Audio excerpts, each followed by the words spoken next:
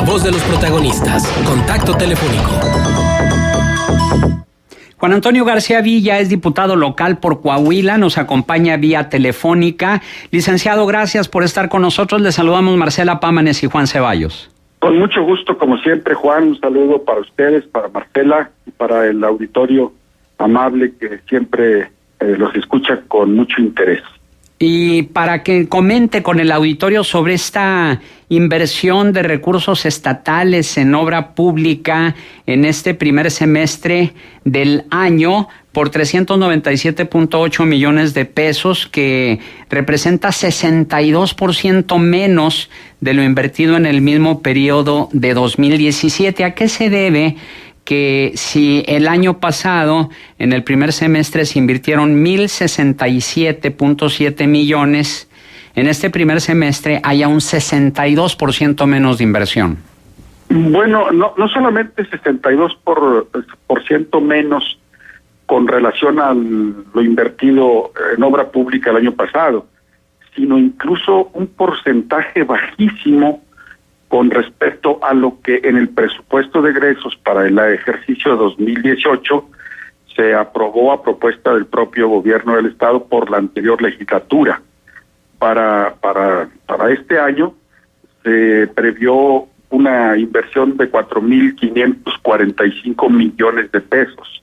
Entonces, en ambas comparaciones sale pues muy afectado un renglón importantísimo de cualquier gobierno, sea nacional o sea estatal, porque lo que le da dinamismo al crecimiento de la sociedad, lo que impulsa el desarrollo, es la inversión pública productiva. El gasto corriente es necesario para mantener en funcionamiento la administración pública, pero lo que dinamiza a la economía es la inversión pública. Yo recuerdo, pues allá en mis años de estudiante de economía, que nos decían que los gobiernos subnacionales, como se le llama en teoría a las provincias o a los gobiernos estatales, mínimo deberían destinar a inversión pública el 15% de su presupuesto.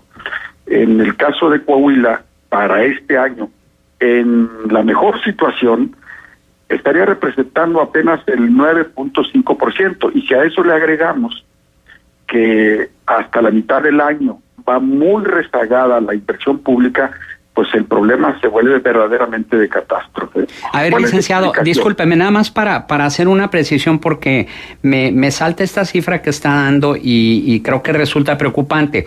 Comenta usted que es 4,500 millones de pesos el presupuesto para obra pública del presupuesto total. Así es, por eso. Pero nada más se han invertido en este primer semestre 397.8 millones. Es correcto. Estamos hablando que al primer semestre se ha, por un lado, al primer semestre se ha invertido menos del 10% del total del presupuesto, pero también el presupuesto total de infraestructura representa menos del 10% del presupuesto total menos del 10%, y le comentaba que en la teoría se decía que lo mínimo tendría que andar en el orden del 15%. Claro. Ajá. Y preferentemente alrededor del 20 o más por ciento. Entonces, desde otra perspectiva, ya de por sí en Coahuila, la inversión, el gasto de inversión es bajo, pero si a eso se agrega el rezago que cuando menos hasta el primer semestre del año se llevaba en este ejercicio por parte del gobierno de Coahuila, pues la situación es verdaderamente de catástrofe. ¿Quiere decir esto que en este semestre, en el segundo semestre del año, tendrían que gastarse 4,100 millones de pesos contra los 400 que se gastaron en el primer semestre? Así es, solo para cumplir el presupuesto, que ya en términos de la teoría es bajo de por sí en materia de inversión pública. ¿Hay alguna explicación que dé el gobierno del estado por qué este rezago en ambos rubros, tanto en el hecho de que se haya invertido tan poco del presupuesto total y el hecho de que sea tan poco el presupuesto de infraestructura? Bueno, Juan, como es conocido, los diputados del PAN hemos estado solicitando de manera reiterada la comparecencia del secretario de Finanzas y salvo una comparecencia que tuvo lugar allá por el mes de marzo, no ha vuelto a comparecer ante la Comisión de Hacienda y ante la Comisión de Finanzas, el secretario de Finanzas.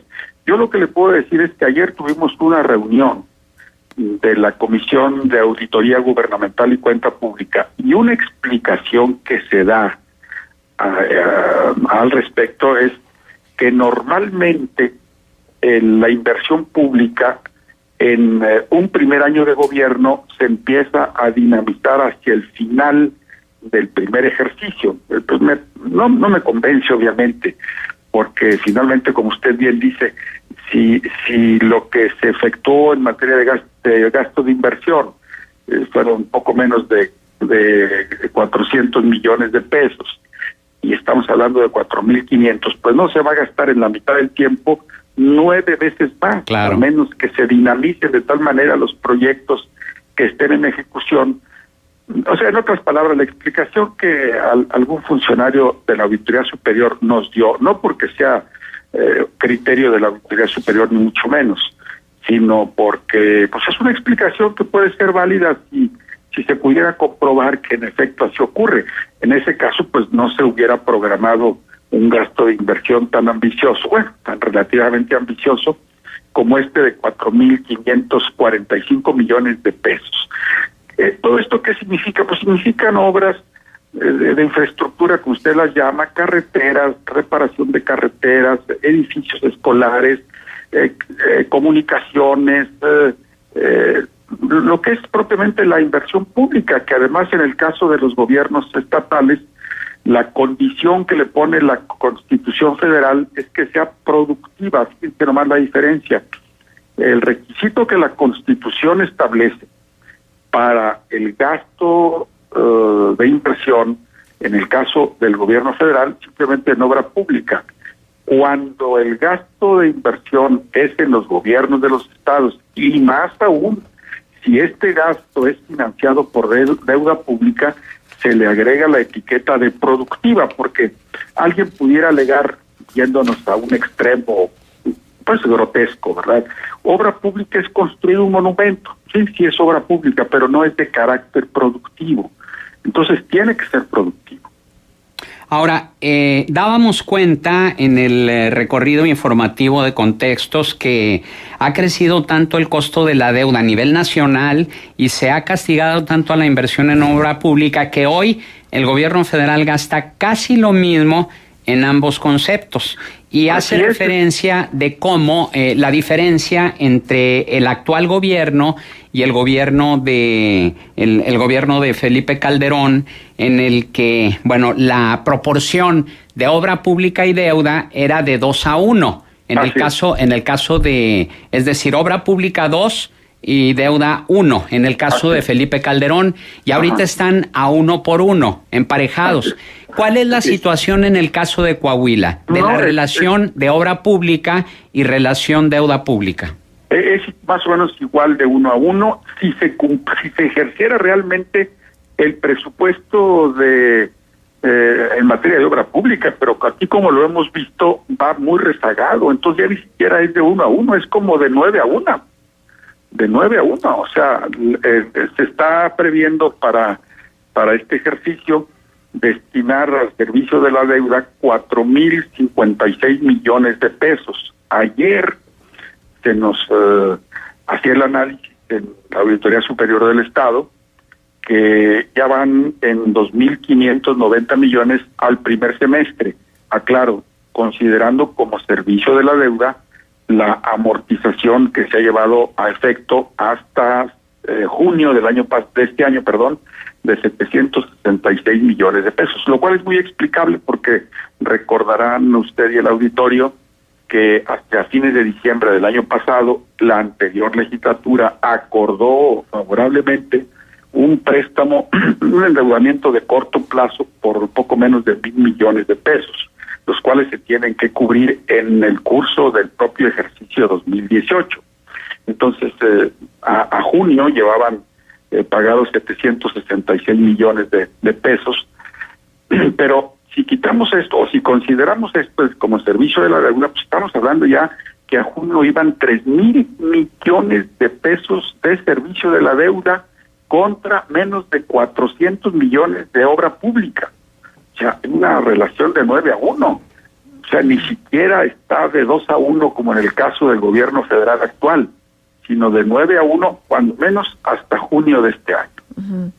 Sí, licenciado, buenos días. Le saluda Marcela Pámanes. Marcela, ¿cómo le va? Buenos días. Sí, no cabe duda las diferencias que son importantes entre lo que debemos y lo que se está invirtiendo.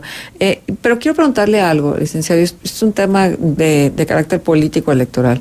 ¿No será que este primer año le ha tocado a la administración estatal, pero también a las municipales? Porque revisando también los gastos en obra pública, la inversión pública en Torreón, pues el municipio, si haces un comparativo, por ejemplo, con el 2014 o con el 2006, que si lo haces con Eduardo Olmos, el municipio, pues sí nos vamos a dar cuenta que también ahí hubo una cantidad mínima de inversión. Y ahora, bueno, traemos 263 millones de pesos en inversiones, el 12%. ¿No será que hubo en general una afectación a la obra pública y tratando de explicarlo, pudiéramos encontrar la razón en los procesos electorales? Mire, en el caso de los gobiernos municipales, actualmente en ejercicio en Coahuila, probablemente la explicación fundamentalmente sea la siguiente. Esta administración que está por terminar en Torreón y en todos los otros 37 ayuntamientos municipios es atípica por su duración de 1 año. Entonces, la inversión pública, que por lo general comprende proyectos que ordinariamente rebasan un ejercicio anual, pues es explicable que vaya rezagada. Pero hay una situación interesante. A junio de este año, la administración municipal de Torreón tenía un excedente, un superávit, es decir, había recibido ingresos por encima de lo que ha sido su gasto total. Y reconozco, la misma situación se vive en el municipio de Saltillo, que es de origen priista.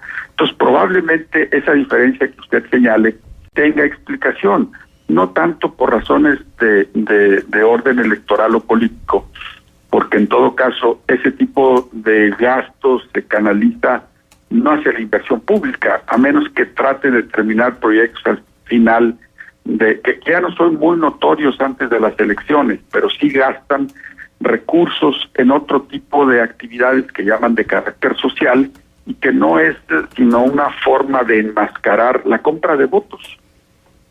Uh-huh.